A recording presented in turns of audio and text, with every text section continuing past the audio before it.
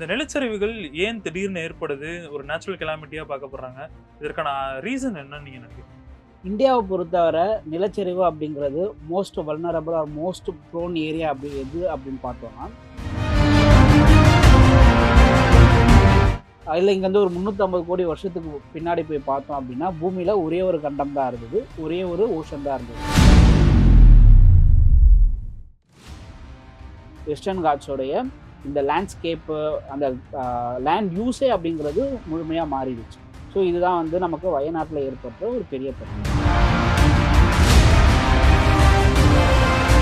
இந்தியாவை பொறுத்தவரை பார்த்தோன்னா கிட்டத்தட்ட 4 லட்சம் ஸ்கொயர் கிலோமீட்டர் வந்து நிலநடுக்கங்களால் பாதிப்பு ஏற்படைய பகுதிகளாக இருக்குது வருஷத்துக்கு.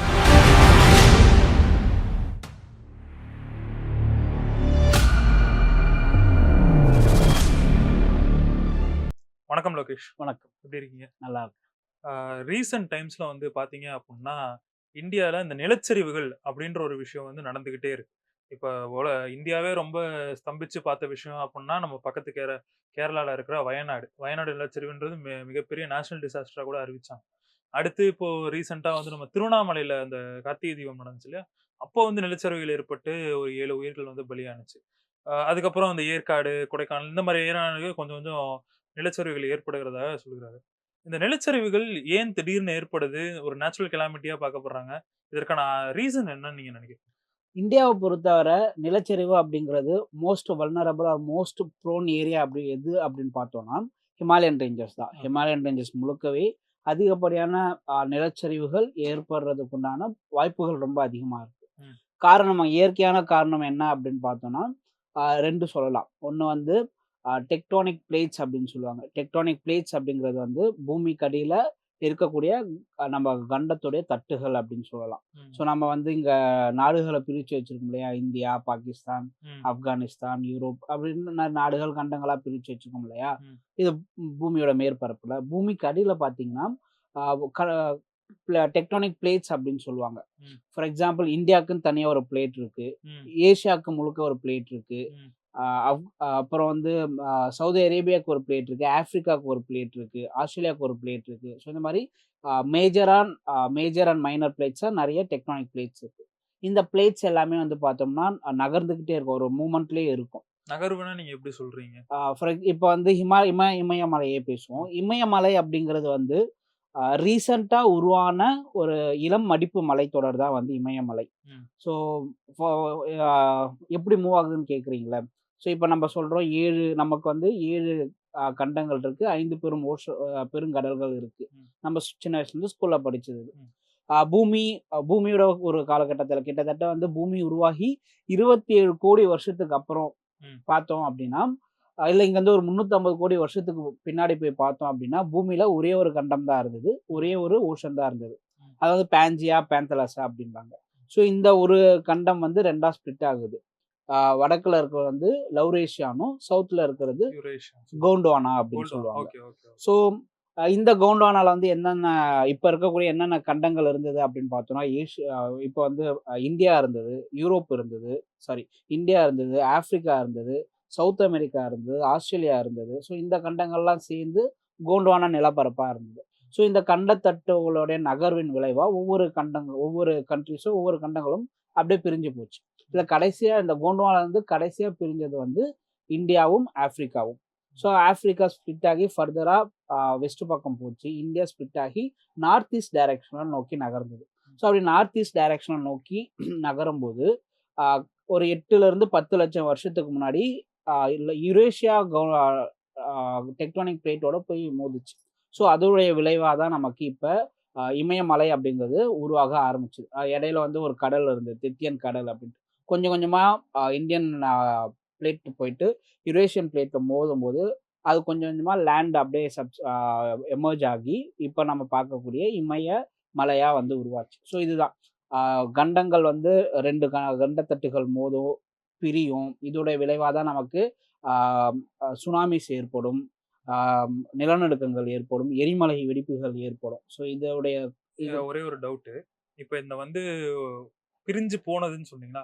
இது வந்து இயர் பை இயரா நடக்குமா? இல்ல ஒரே தடவையா ஏதாவது ஒரு பெரிய இந்தியாவோட பிரிவு வந்து அந்த மாதிரி ஏதாவது தப்புலாம் இது நடக்கல. ஆ. சதர்ன் ஹெமிஸ்பியர்ல இருந்து ம். இந்தியா இப்ப ஏசியாவோட சேர்றதுக்கு பல லட்சம் வருஷங்கள் ஆச்சு. ம். வருஷத்துக்கு 6.4 சென்டிமீட்டர் வேகத்துல நடந்தது. ம். ம். எடுத்து நீங்க யோசிச்சீங்கன்னா, வருஷத்துக்கு 6.4 சென்டிமீட்டர் அப்படின்னா, சதர்ன் ஹெமிஸ்பியர்ல இருந்து மேல நார்தர்ன் ஹெமிஸ்பியர் வர்றதுக்கு இந்தியா எத்தனை வருஷம் எடுத்துக்கும்? கிட்டத்தட்ட ஒரு 2 லட்சக்கணக்கான, லட்சம். கோடிக்கணக்கான வருஷங்கள் ம். எடுத்துக்கும். அந்த நேரங்கள்ல மனித உயிர்களா இல்ல. அந்த மாதிரி எதுவுமே எதுவுமே கிடையாது. கிடையாது. ஆ. வேற ஒரு சின்ன சின்ன உயிரினங்கள் இருந்திருக்கலாம். ம். ஸோ மனித உயிர் அப்படிங்கிறது ஒரு இப்பதான் ரீசென்ட்டா ஒரு இந்த ஹோமோ சேப்பியன்ஸ் அப்படின்னு சொல்றதே 3, நியாண்டர்தல்ஸ், 5 ஹோமோ ஆமா. எரெக்டஸ் ஸோ அந்த மாதிரி. 3லருந்து 5 லட்சம் வருஷத்துக்கு முன்னாடி தான் அந்த மனித இனமே ஹோமோ சேப்பியன்ஸா இருந்ததுன்னு ம். சொல்லி ம். ம். இருக்கு. அப்ப நமக்கு இந்த கண்டத்தட்டுகளுடைய விளைவா தான் நமக்கு வந்து இங்க நிலநடுக்கங்கள், சுனாமி, எரிமலை வெடிப்புகள் போன்ற நிகழ்வுகள்லாம் நடக்குது. ஸோ நிலச்சரிவு எப்படி ஏற்படுது அப்படின்னு பார்த்தோம் அப்படின்னா, நிலநடுக்கத்துடைய ஒரு விளைவா நிலச்சரிவுகள் வந்து ஏற்படும். ஸோ நிலநடுக்கம் ஏற்படும்போது இந்த பெருமலைகள் ஆட்டம் அங்க வந்து செய்ஸ்மிக் வேவ்ஸ் ஆமா சொல்றீங்க. சீஸ்மிக் வேவ்ஸ் வந்து பாஸ் ஆகும்போது, மேல இருக்கக்கூடிய இந்த லூஸ் செடிமெண்ட்ஸ் இல்ல பாறைகள் எல்லாமே வந்து ஒரு அப்படியே டெப்ரிஸா வந்து கீழ விழும். ஸோ இது இடத்துக்கு தகுந்த மாரி ஒரு பெரும் சேதத்தை ஏற்படுத்தும். சோ சொல்லப்போனா இன்னும் லிட்டில் எர்த்குவேக் மாரின்னு கூட சொல்லலாமா? எத சொல்றீங்க? இப்ப அந்த இல்ல எர்த்குவேக்னால தான் இந்த லேண்ட்ஸ்லைட்ஸ் வந்து ஏற்படும் அப்படின்னு நான் ம். சொல்றேன் இயற்கையா. அந்த டெக்டானிக் பிளேட்ஸ்ன்றது அ எப்படின்னா ஒரு அ கெ ஒரு ஒரு ஒரு ரீஜியனுக்கு ரீஜியன் மாறுமா? ரீஜியன்க்கு ரீஜியனுக்கு மாறும்னு கிடையாது. ஆ. இப்போ ஒரு டெக்டானிக் பிளேட்லயே 2, 3 கண்ட்ரிஸ் சேர்ந்து வரலாம். ம். ஸோ இப்ப யுரேஷியன் பிளேட்டே வந்து பார்த்தீங்கன்னா, யூரோப் கான்டினென்ட்டும், இந்தியாவ தவிர்த்து பிற ஆசிய நாடுகளும் வந்து யுரேஷியன் பிளேட்ல இருக்கு. இந்தியாவுக்கு தனி ஒரு செப்பரேட் பிளேட்ல வந்து இருக்கு. ம். இப்ப அரப் பிளேட்ல எடுத்துக்கிட்டீங்க அப்படின்னா, அரப் பிளேட்ஸ்ல வந்து சவுதி அரேபியா இருக்கும். சில இன்னும் நாடுகள் இருக்கும். அது இன்னும் ஆப்பிரிக்கன் பிளேட்ல 2, 3 நாடுகள் சேர்ந்து இருக்க மாரி இருக்கும். ம். ஸோ அ ஆ இது மேஜரா நெறைய பிளேட்ஸ் இருக்கு. மைனரா நெறைய பிளேட்ஸ் இருக்கு. இல்ல இந்த எர்த்குவேக்ன்ற ஒரு விஷயம் வந்தா, அத சுற்றி உள்ள பகுதிகளுக்கும் அதனுடைய அந்த தாக்கம் தெரியும்ல? எர்த்குவாக் வந்து எங்க நடக்கும் அப்படின்னு பார்த்தோம்னா, 2 கண்டத்தட்டுகள் சேரக்கூடிய இடத்துல தான், எட்ஜ் ம். பாயிண்ட்ல தான் ம். நடக்கும். ம். ம். இப்ப ஜப்பான்ல வந்து அதிகமான நிலநடுக்கங்கள் ஏன் ஏற்படுது அப்படின்னு பார்த்தோம்னா, அங்க 4, 5 கண்டத்தட்டுகள் சேரக்கூடிய இடத்துல ஜப்பான் நாடு அமைஞ்சிருக்கு. ம். ஸோ அதனால அங்க வந்து அதிகப்படியான நிலநடுக்கம் நீங்க சொன்னீங்கல்ல அந்த சீஸ்மிக் வேவ்ஸ் அப்படிங்கிறது. ஸோ இந்த சீஸ்மிக் வேவ்ஸ் வந்து 2 டெக்டானிக் பிளேட்ஸ் மோதும்போதோ, இல்ல விலகும்போதோ உருவாகக்கூடிய அந்த சீஸ்மிக் வேவ்ஸ் பூமி கிரவுண்ட நம்ம லேண்ட்ஸ்கேப்ப வந்து அடையும்போது தான் ஒரு பெரிய நிலநடுக்கத்த வந்து பூகம்பத்த அது உருவாக்குது. ம். ஸோ இதனுடைய அடுத்த ஒரு விளைவா தான் நிலச்சரிவு. ஸோ ம். நிலநடுக்கம்னால ஒரு ஒரு வகையான நிலச்சரிவுகள் ஏற்படும். 2வதா மழைப்பொழிவு. ஸோ இந்த மழைப்பொழிவு ரொம்ப அதிகமா பெஞ்சதுன்னா நிலச்சரிவுகள் ஏற்படும். ஸோ அ அதிகமான நிலச்சரிவுகள் இந்தியாவ பொறுத்தவர நார்த் இந்தியால ஹிமாலயன் ஹிமாலயன் ரேஞ்சஸ். ரேஞ்சஸ்ல ஓகே. சொன்னேன். சவுத் இந்தியாவுக்கு வந்து பார்த்தோம்னா, 2டா வந்து வெஸ்டர்ன் காட்ஸ்ல அதிகப்படியான நிலநடுக்கங்கள் வந்து ஏற்படும். ஸோ இந்தியாவ பொறுத்தவரை பார்த்தோம்னா, கிட்டத்தட்ட 4,00,000 ஸ்கொயர் கிலோமீட்டர் வந்து நிலநடுக்கங்களால பாதிப்பு ஏற்படக்கூடிய பகுதிகளா இருக்கு. வருஷத்துக்கு. மொத்தமா. ஆ. ஸோ இதுவர 4,00,000 ஸ்கொயர் மீட்டர் பகுதிய நிலநடுக்கம் பகுதியா இதுல வந்து பார்த்தோம்னா, ஆ 2,90,1000 ஸ்கொயர் கிலோமீட்டர் வந்து ஹிமாலயன் ரேஞ்சஸ். ம். மீதி 1,00,000 ஸ்கொயர் கிலோமீட்டர் வந்து வெஸ்டர்ன் காட்ஸ். 10,000 மட்டும் தான் வந்து ஈஸ்டர்ன் காட்ஸ் பகுதி. அந்த ஓகே. 10,000 குறிப்பா வந்து ஆந்திரா பிரதேஷ்ல தான் மலைப்பகுதிகள் அதிகமா இருக்கக்கூடிய மலைப்பகுதியில. ஆந்திர நிலச்சரிவுகள் பிரதேஷ். மலைப்பகுதியில தானே ஏற்படும்.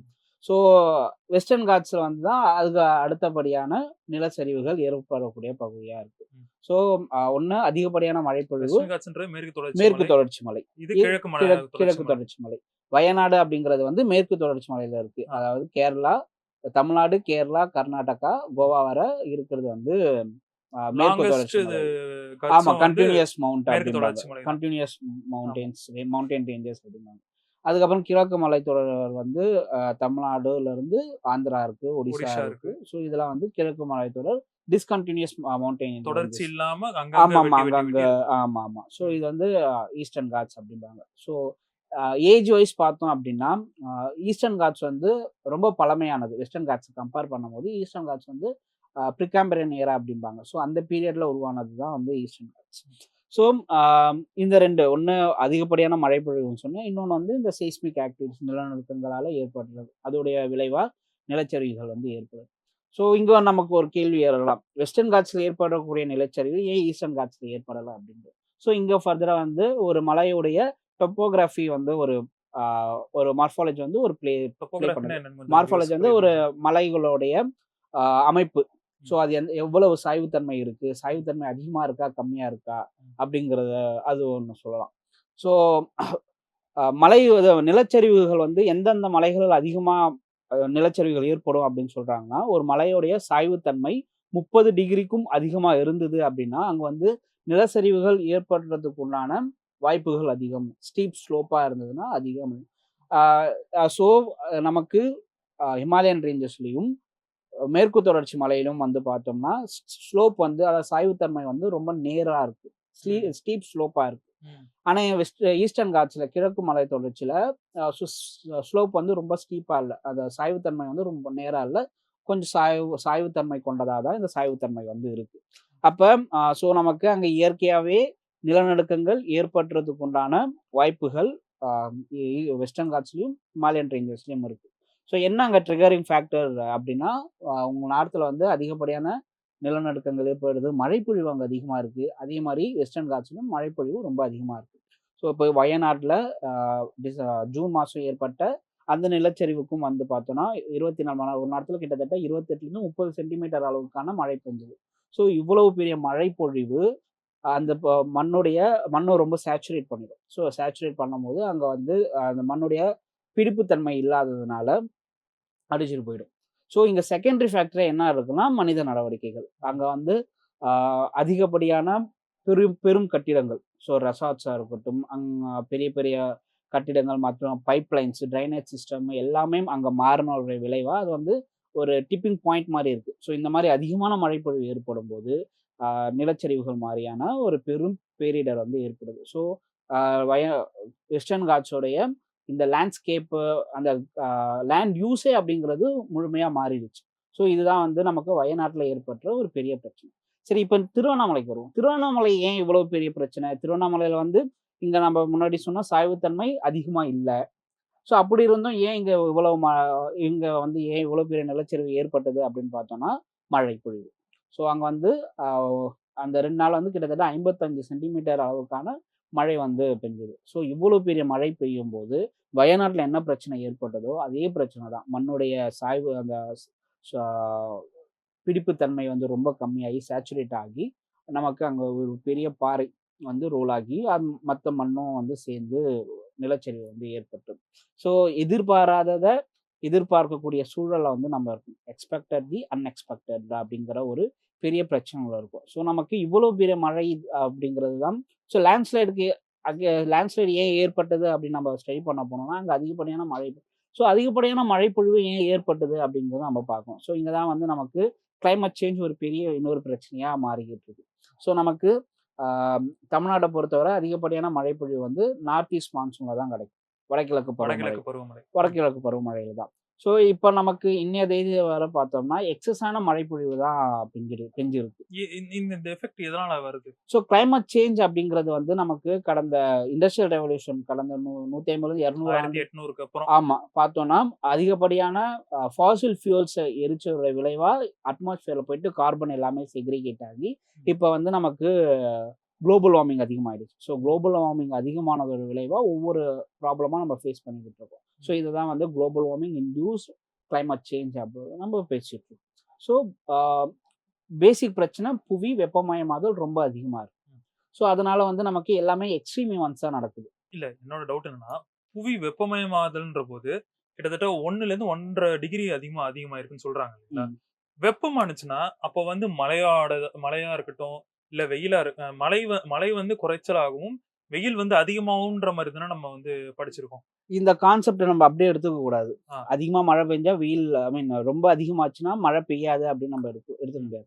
ஒரு மழை அப்படிங்கிறது ஏன் எப்படி பெய்யுது? நம்ம அது வாட்டர் சைக்கிள் படிச்சிருப்போம். ஸோ ம். எவாப்பரேஷன் நெறைய நடக்கும். ம். எவாப்பரேஷன் நடந்ததுன்னா, அந்த நீராவிகள் எல்லாமே மேல போய் மேல சப்லிமேஷன் ஆகும். போகாகும். அங்க கண்டன்சேஷன் நடக்கும். கண்டன்சேஷன் ஆகும். கண்டன்சேஷன் நடந்த பிறகு மழைப்பொழிவாவோ, பனிப்பொழிவாவோ பிரிசிபிட் ஆகி மறுபடியும் பூமிக்கே வரும். ம். எவாப்பரேஷன் அப்படிங்கிறது என்ன? ஆவியாகுதல். ஆமா. எப்போ ஆவியாகும்? நீர் வந்து ஆவியாகும். ஆமா. ஹீட் ஆகும்போது ஆ ஆவியாகும். ஸோ அதுதான்.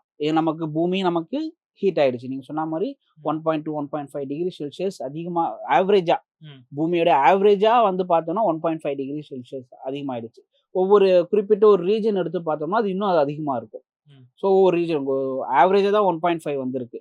ஸோ அப்ப நமக்கு எவாப்பரேஷன் அப்படிங்கிறது இங்க வந்து ஒண்ணு நடந்திருக்கு. ஸோ ஆம் இங்க நமக்கு வந்து 2வதா ஒண்ணு ஆ சர்ஃபேஸ் வந்து எந்த அளவுக்கு கடலுடைய சர்ஃபேஸ் வந்து எந்த அளவுக்கு வெப்பமா இருக்கோ, அந்த அளவுக்கு வந்து புயல்கள் உருவாகுறதுக்கு உண்டான வாய்ப்புகள் அதிகமா இருக்கும். ம். ஸோ ம். ம். புயல் எப்படி உருவாகுது அப்படின்னு பார்த்தோம்னா, ஒரு இடத்துல வந்து ஒரு லோ பிரஷர் ஒண்ணு உருவாகும். ம். ஸோ லோ பிரஷர் வந்து அது டீப் டிப்ரஷனா டிப்ரஷனா உருவாகும். ம். அதுக்கப்புறம் டீப் டிப்ரஷனா உருவாகும். அது இன்னும் கொஞ்சம் ஸ்ட்ராங்கா ஆகி தாழ்வு மண்டலம், அதான் தாழ்வு காற்றழுத்த மண்டலம், தாழ்வு மண்டலம். காற்றழுத்த தாழ்வு தாழ்வு மண்டலம், காற்றழுத்த ஆழ்ந்த காற்றழுத்த ஆ. தாழ்வு மண்டலம், அதுக்கப்புறம் புயல். ஆ. புயல் சின்னமா இப்படி உருவாகும். இதுதான் ஓகேவா? ஸோ இப்ப அந்த காற்றழுத்த தாழ்வு மண்டலம் ஏன் உருவாகுது? இல்ல காற்றழுத்த அ மண்டலம் ஏன் உருவாகுது அப்படின்னா, எவாப்பரேஷன் அதிகமா நடக்கும். ஸோ அங்க இருக்கக்கூடிய காத்து வந்து மேல போயிடும். அப்ப இந்த குறிப்பிட்ட ஒரு இடம் வந்து வெற்றிடம் ஆயிடும். ம். அப்ப ம். வெற்றிடமா இருக்கும்போது, அந்த இடம் வந்து பிரஷர் அதிகமா இருக்கக்கூடிய ஒரு ஏரியாவா ஆகும். அப்ப இன்னும் கொஞ்சம் வலுவடைஞ்சது கூட வந்து விண்ட் ஒரு முக்கிய ஃபேக்டரா இருக்கும். இந்த பக்கத்துல இருக்கக்கூடிய விண்ட் எல்லாமே சேரும்போது ஒரு சுழற்சி தன்மை உருவாகும். அந்த கேப் அந்த பிரஷர் ஏற்படும்போது இந்த விண்டோடைய இன்னும் சைக்கிள் வந்து அதிகமாக, ஆமா. அதிகமாக ஆமா. பக்கத்துல அது இருக்க சுத்த விண்ட் ஆரம்பிக்கும். வந்து இப்படி அப்படியே இந்த சரவுண்டிங் விண்ட்ஸ் இப்படி வரும். ம். ம். அப்படி வரும்போது அந்த விண்டோட மூவ்மெண்ட்க்கு ஏத்தாப்புல அது சுத்த அப்படி சுத்தும். ஆரம்பிச்சுரும். அதுதான் ஓகே. வந்து நமக்கு தாழ்வு மண்டலமா உருவாகி சைக்ளோனா உருவாகுது. ம். அப்ப ஒரு புயல் உருவாகுறதுக்கு கடலுடைய சர்ஃபேஸ் டெம்பரேச்சர் வந்து 28 டிகிரி செல்சியஸ் கிட்ட இருக்கணும். ம். நம்ம வந்து இப்ப ஆல்ரெடி சாரி 26.5 டிகிரி செல்சியஸ் இருக்கணும். ம். நம்மளுடைய பெருங்கடல்கள் வந்து குறிப்பா இந்திய பெருங்கடல் வந்து 28 டிகிரி செல்சியஸ் வந்து ஆயிடுச்சு. ம். ஸோ 5 பெருங்கடல் பேசிக்கிட்டு இருக்கோம். 5 பெருங்கடல்ல அதிகமான வெப்பம் அதிகமா இருக்கக்கூடிய பெருங்கடல் வந்து இந்திய பெருங்கடல் தான். ஸோ நமக்கு வந்து ஒரு ஃபேக்டர் எப்பவுமே ஓகேவா ஓகே ஃபேக்டரா இருக்கு. ஸோ நம்மளுடைய பெருங்கடல் வந்து அதிகமா வெப்பமாயிட்டே வந்துகிட்டே இருக்கு. ஸோ இங்க வந்து ஆ ஒரு விண்ட் சர்க்குலேஷன் மட்டும் தான் தேவையான ஒரு இதுவா இருக்கு. அப்படி சர்க்குலேஷன் இருக்கும்போது நமக்கு புயல்களோட எண்ணிக்கை வந்து கடந்த ஒரு 10 வருஷம் நம்ம எடுத்துக்கிட்டாங்களோ, இந்த புயல்களோடது தான் இந்த எண்ணிக்கை மழை பெய்ய பெய்ய ஆரம்பிக்கிறது. அந்த பிரஷர் அதிகமா அதிகமாவ இங்க புயல்கள் அதிகமாயிட்டே தான் இருக்கும். ஆமா. அதுக்கு காரணம் குளோபல் வார்மிங். ஆமா. எவாப்பரேஷன் அதிகமா எந்த ம். அளவுக்கு அதிகப்படியா நடக்குது. ஸோ அதனால தான் நம்ம கடந்த 10 வருஷம் பார்த்தோம்னா, புயல்களோட எண்ணிக்கை அதிகமா இருக்கும். அதோட தீவிரத்தன்மையும் வந்து ரொம்ப அதிகமா சோ இருக்கும். இதெல்லாம் வந்து நேச்சுரலா அது உருவாகுறது. ம். ஓகேங்களா? மேன் மேடுக்கு நம்ம வருவோமே. ம். மேன் மேடா வந்து நிலச்சரிவுகள் ஏற்படுவதற்கான காரணங்கள் என்னவா இருக்கும்? ஆம் வயநாடு இஷ்யூ நம்ம பேசுவோம். ம். அந்த பகுதியில வந்து நிலப்பயன்பாடு லேண்ட் யூஸ் அப்படின்னு சொல்லுவாங்க. இந்த நிலப்பயன்பாடோடைய மாற்றம் தான் ஒரு மிகப்பெரிய பிரச்சனையா ஒண்ணு இருக்கு. ம். ஸோ அதுதான் வந்து ரிஸ்க்காவும் மாறிடுச்சு. ஒண்ணா அந்த இப்ப வந்து அ ஒரு குறிப்பிட்ட ஒரு அந்த மலைப்பகுதியில வாழக்கூடிய மக்கள் வந்து பார்த்தோம்னா, அங்க வந்து பெரிய பெரிய கட்டிடங்கள் எதுவுமே அங்க கட்டினது கிடையாது. அந்த மண்ணுக்கு என்ன தேவைப்படுமோ, அந்த மண்ணுல அந்த பகுதியில இருக்கக்கூடிய மெட்டீரியல் வச்சு தான் வீடுகளாகட்டும், மத்த எதுவா இருந்தாலும் கட்டியிருப்பாங்க. அந்த இடத்துல வந்து போய் பார்த்தோம்னா, பெரிய பெரிய ரெசார்ட்ஸா இருக்கும். ம். வயநாடு அப்படிங்கிறது full and tourist. Tourist place. ஆமா. ஸோ நெறைய ரெசார்ட்ஸா இருக்கும். ஒவ்வொரு பகுதியும் வந்து பார்த்தோம்னா, அந்த பகுதியுடைய கேரிங் கெப்பாசிட்டின்னு ஒண்ணு இருக்கு. ம். எவ்வளவு தாங்கு திறன் வந்து குறிப்பிட்ட அளவுக்கு தான் ஒவ்வொரு பகுதிக்கும் ஏற்பட்ட மாரி இருக்கும். இப்ப மலைப்பகுதிக்கு கம்மியா இருக்கும். நம்ம மாரி கோஸ்டல் ரீஜனுக்கு அதிகமா இருக்கலாம். பிளெயின் சர்ஃபேஸ்க்கு இன்னும் கொஞ்சம் அதிகமா இருக்கும். இல்ல எனக்கு இதுல ஒரு டவுட்டு. இப்போ மலைகள்னாலே கற்கள மேற்கொண்டு கொண்டது தானே மலைகள். கல்லு வந்து இந்த லெவலு தான் தாங்கும். இந்த லெவலு தான் தாங்கும்னு ஒரு விஷயம் இருக்குதா? இங்க கல்லுக்கு மேல உங்களுக்கு சாயில் லேயர் இருக்குல்ல. ம். இப்ப ம். ம். நிலச்சரிவு அப்படிங்கிறது கல்ல வந்து செகண்டரியா தான் நமக்கு அதுக்கு மேல இருக்கக்கூடிய நிலச்சரிவு பாறை மட்டும் உருவாகுறது கிடையாது. ம். ம். மட் ஃப்ளோ இருக்கு, டெப்ரிஸ் ஃப்ளோ இருக்கு. நெறைய இருக்கு. மண்ணே வந்து அதிகப்படியா சரிஞ்சுட்டு வரும். ஸோ இதுதான். இப்ப அந்த மண்ணே உங்களுக்கு வந்து ஸ்டெபிலிட்டி இல்ல அப்படின்னா, ம். பாறையோட சேர்த்து அத அரிச்சுக்கிட்டு வரும். ம். ஸோ இங்க தான் வந்து அ நில பயன்பாடு ரொம்ப முக்கியம். மரங்களுடைய அவசியம் இந்த கிரீன் கவர் அப்படிங்கிறது இங்க தான் நமக்கு ரொம்ப அவசியமா இருக்கு. ஸோ இந்த மண்ணோட வேர்கள் வந்து அந்த மண்ண வந்து நல்லா பிடிச்சு வச்சிரும். இதுல என்னோட டவுட் என்னன்னா, இப்போ இந்த மாரி லேண்ட்லாம் வந்து கட்டுறாங்க.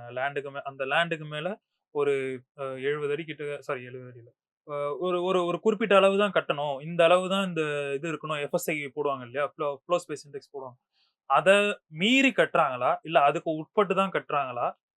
ஆம், அ அதற்குள்ள கட்டப்பட்டாலும் நெறைய கட்டப்படுறது. அதுதான் இங்க ம். இஷ்யூ நமக்கு. ம், ம், ஸோ ம். அது அது அதிகப்படியான கட்டிடங்கள் நமக்கு இந்த மாரி பகுதிகள்ல வர்றது ஒரு பெரிய பிரச்சனையா மாறிக்கிட்டு இருக்கு. அதோட ட்ரைனேஜ் சிஸ்டம் ஒன்று இருக்கு. ஸோ அதுக்காக தோண்டப்படுற நிலங்கள் அப்டின்ட்டு இது எல்லாமே சேர்த்தி ஒரு பிரச்சனை. 2வது டனலிங் பண்றது, ரோட்ஸ் போடுறது. ஸோ இது எல்லாமே சேர்த்தி தான் நமக்கு வந்து ஆ லேண்ட்ஸ்லைட் மேய்டால மனித செயற்பாடுகளால நிலச்சரிவுகள் ஏற்படுறதுக்கு உண்டான காரணமா இருக்கு. ஸோ லேண்ட்ஸ்லைடே வந்து 2 விதமான லேண்ட்ஸ்லைட் இருக்கு. Deep seated landslide, shallow landslide அப்படின்னு சொல்லிட்டு. ஸோ ஜோஷிமத் உத்தரகாண்ட்ல ஜோஷிமத் அப்படின்ற ஒரு ஏரியா இருக்கு. ஸோ அந்த பகுதியில பார்த்தோம்னா, டீப் சீட்டட் லேண்ட்ஸ்லைடுன்னு சொல்லுவாங்க. ஸோ அது வந்து எப்படின்னா, லேண்ட் வந்து அப்படியே பெருசா கிராக் ஆகி தனியா சிங்க் ஆகிட்டு இருக்கு. ம். ஜோஷிமத் அப்படிங்கிற ஒரு ஊரு நகரமே சப்சைட் ஆகிட்டு இருக்கு. அதாவது அது அரிப்பு ஏற்படுது. அரிப்பு ஆ. ஏற்படல. கிராக் விழுந்து அது நிலப்பிளவு ஏற்படுது. நிலப்பிளவு ஏற்பட்டு ஆ. அது வந்து சப்சைட் ஆயிட்டு முழுகிட்டு இருக்கு அப்படின்னு சொல்லலாமே. ம். ஸோ அங்க வந்து பார்த்தோம்னா, ஆ அங்க ட்ரைனேஜ் சிஸ்டம் ஒண்ணு பிரச்சனையா இருக்கு. 2வது வந்து பார்த்தோம்னா, அது வந்து அ இந்திய கண்டத்தட்டும், யுரேஷியன் பிளேட்டும் வந்து சேரக்கூடிய இடத்துல அந்த உத்தரகாண்ட், இமாச்சல் பிரதேசம் ம். இருக்கிறது வந்து ஒரு இன்னொரு பெரிய பிரச்சனையா அந்த பகுதிக்கு வந்து இருக்கு. ம். ஸோ அது மத்தபடி வந்து பார்த்தோம்னா, வயநாடா இருக்கட்டும், திருவண்ணாமலையா இருக்கட்டும், இது எல்லாமே வந்து ஷாலோ லேண்ட்ஸ்லைட்ஸ். ஸோ மேல இருக்கக்கூடிய பகுதி மட்டும் தான் அப்படியே சரிஞ்சுட்டு வந்து விழும். ஸோ ம். நமக்கு ஏற்படுறது எல்லாமே வந்து ஷாலோ லேண்ட்ஸ்லைட்ஸ் தான். ஸோ இந்த ஷாலோ லைன்ஸ் வந்து மனித செயல்பாடுகளாலும், அதிகமா இந்த மாரி கிளைமேட் சேஞ்ச் எஃபெக்ட்டாலும் ஏற்படுது. இதுல கவர்ன்மென்ட்க்கு இது தெரியுமா? தெரியாது. இந்த மாரியான ஃப்ளோர் ஸ்பேஸ் இண்டெக்ஸ் குடுத்தோம்னா, இதுல வந்து பண்ணுவாங்க அப்படின்றது வந்து கவர்ன்மென்ட்க்கு தெரியுமா? தெரியாதா? ஏதாவது லா ஏதாவது இருக்கா இதுக்குன்னு? கண்டிப்பா கவர்மெண்ட்டுக்கு தெரியும். 2010, 11ன்னு நெனைக்கிறேன். கார்கில், மாதவ் கார்கில் அப்படின்ட்டு ஒரு ஈக்காலஜிஸ்ட் தலைமையில வந்து ஒரு ஆ ஒரு கமிட்டி ஃபார்ம் பண்ணி அறிக்கை ஒண்ணு சமர்ப்பிக்கிறாங்க. அவர் வந்து ஃபுல் அண்ட் ஃபுல் வெஸ்டர்ன் காட்ஸும் இது பண்றாரு. அதுல வந்து வெஸ்டர்ன் காட்ஸ் வந்து 3 பகுதிகளா பிரிச்சிருக்காரு. அது பகுதி 1, பகுதி 2லும் வந்து பார்த்தோம்னா, எந்த ஒரு ஆ டெவலப்மென்டல் ஆக்டிவிட்டீஸும் எந்த ஒரு கட்டிடங்களும் அந்த பகுதியில வந்து மேற்கொள்ளக்கூடாது அப்படின்ட்டு சொல்றாரு. ம். ஸோ ஜோன் 3ல வந்து பார்த்தோம்னா, சின்ன சின்ன கட்டிடங்கள் வந்து மேற்கொள்ளலாம். இதுவே வந்து கிட்டத்தட்ட ஒரு 80% ஆஃப் ஒட்டுமொத்த வெஸ்டர்ன் காட்ஸ்லயும் எந்த ஒரு டெவலப்மென்ட் ஆக்டிவிட்டீஸும் மேற்கொள்ளக்கூடாது அப்படிங்கிற மாதிரி அவர் சொல்றாரு. கேரளா கவர்மெண்ட் இத பெருசா எடுத்துக்கல. ம். அதுக்கப்புறம் வந்து பார்த்தோம்னா, கஸ்தூரி ரங்கன் அப்படின்ட்டு இன்னொருத்தர் தலைமையில ஒரு கமிட்டி ஃபார்ம் பண்ணி பண்றாங்க. அவரும் கிட்டத்தட்ட அப்படிதான் சொல்லியிருந்தாரு. ஸோ இங்க வந்து பெரிய ஒரு ஆக்டிவிட்டீஸ் எதுவுமே நடத்தக்கூடாது அப்படின்ட்டு. கேரளா கவர்மெண்ட் அது செய்யாததனுடைய விளைவா தான் இன்னைக்கு வந்து 2019ல ஒரு லேண்ட்ஸ்லைட் வந்தது. இப்ப 2024ல இன்னொரு மிகப்பெரிய லேண்ட்ஸ்லைட் வந்து ஏற்பட்டிருக்கு. அப்போ இப்ப கவர்ன்மென்ட் வந்து இத குடுத்தும், இத கண்டுக்கலன்றத வந்து நம்ம எடுத்துக்கிறதா? இல்ல கண்டுக்கல, கண்டுக்கல. கண்டுக்கல. அப்ப இது ஃபுல் அண்ட் ஃபுல் கவர்ன்மென்ட்டோட தப்பு தான். ஆமா. இப்ப இத வந்து மக்கள் எப்படி டேக்கிள் பண்ணணும்னு நீங்க நினைக்கிறீங்க? ஏன்னா, இப்போ அடுத்தடுத்து இந்த நிலச்சரிவுகள் தொடர்ந்து நடக்கும்போது, ஏதோ ஒண்ணு இந்த உலகம் நமக்கு சொல்ல வருதோ, ஏதோ ஒரு விஷயம் வந்து நமக்கு உணர்த்த வருதோ அப்படின்ற ஒரு விஷயம் எனக்கு தோணிக்கிட்டே இருக்கு.